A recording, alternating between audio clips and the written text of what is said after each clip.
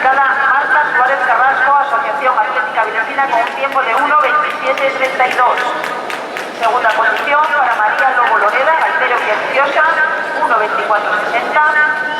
Y campeona de Asturias, Claudia Rendueles Bárcena, gaitero Villaviciosa, con una marca de 1:23:27.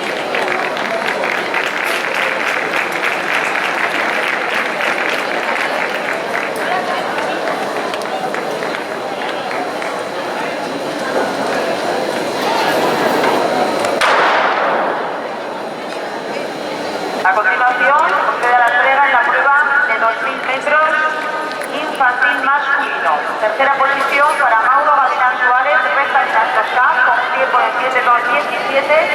Segunda posición para Ulises Azul Saltila, Deportivo Estadio Gijón, 7:02:08. Y primer puesto para Héctor Gómez Rojas, Llanera Atletismo, 6:59:45.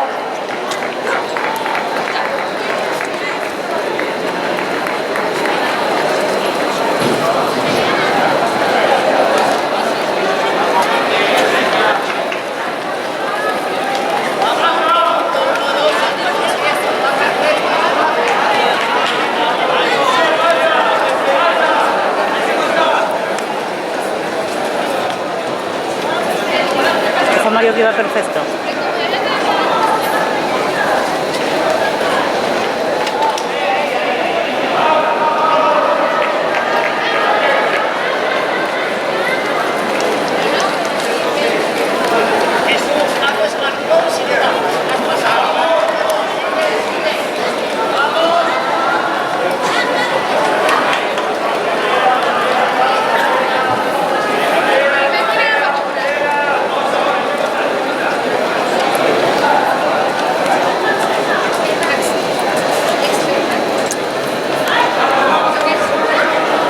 Resultados del peso control juvenil, primero masculino Javier Ayer, independiente,